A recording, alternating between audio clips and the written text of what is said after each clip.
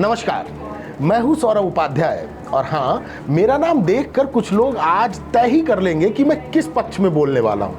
कोई मुझे ब्राह्मण कहेगा, कोई संघी कहेगा, कोई भाजपाई कहेगा और कोई कुछ और कहेगा। लेकिन मेरी एक छोटी सी विनती है, आज मेरा सरनेम नहीं, मेरा तथ्य सुनिए। अगर एक भी तथ्य गलत निकले, वीडियो यहीं बंद कर देना। क्या आरक्षण हमेशा के लिए था? संविधान ये कहता है। एक सवाल पूछता हूं, अगर मैं कहूं कि भारत के संविधान में कहीं भी ये नहीं लिखा है कि आरक्षण हमेशा रहेगा, तो क्या आप इसे सच मानेंगे? अरे, आप फिर गुस्सा होने लगे। गुस्सा मत कीजिए, पहले संविधान की बात करते हैं, राजनीति की नहीं।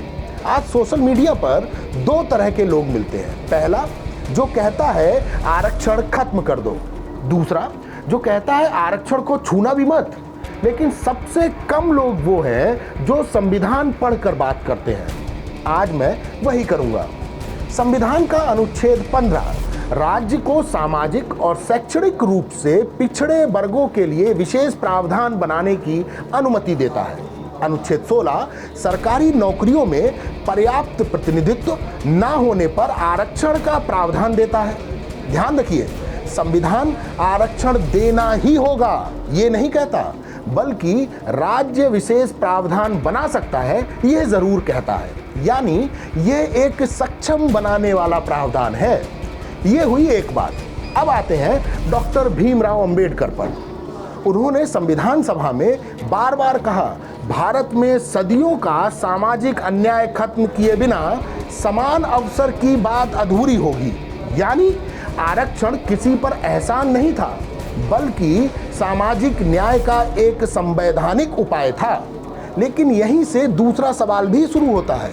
अगर कोई नीति 1950 में बनी थी, तो क्या 75 साल बाद उसकी समीक्षा नहीं होनी चाहिए? सोचिए, नई शिक्षा नीति बदल सकती है, जीएसटी बदल सकता है, आयकर कानून बदल सकता है, यहाँ तक कि फौज की रणनीति भी बदल सकती है। तो क्या आरक्षण व्यवस्था की समीक्षा पर बात नहीं हो सकती? अब एक बहुत महत्वपूर्ण बात, सुप्रीम कोर्ट ने कई फैसलों में कहा है आरक्षण का उद्देश्य पर्याप्त प्रतिनिधित्व और सामाजिक न्याय है।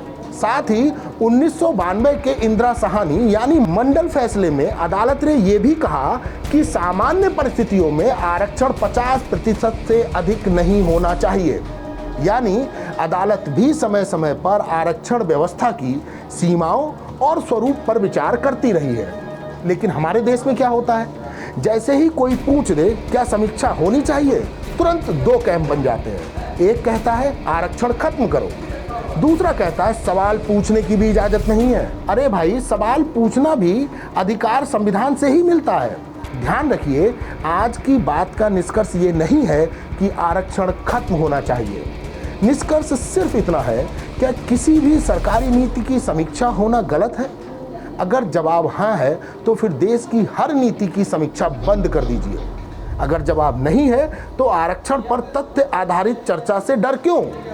सवाल आरक्षण का नहीं है, सवाल यह है क्या हम संविधान पढ़कर बहस करेंगे या सिर्फ नारे लगाकर।